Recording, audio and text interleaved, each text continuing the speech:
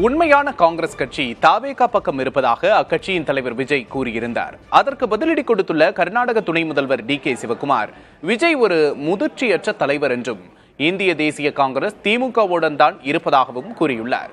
இதனை வினை எதிர்வினை பகுதியில் காணலாம்.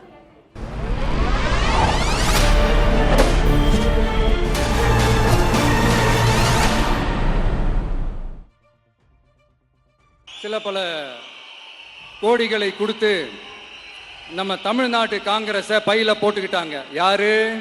Stalin sir.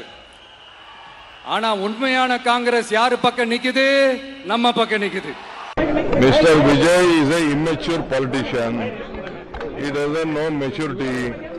I think he might have that TMC with him, that's all. Indian National Congress is not with him. He might have TMC with him.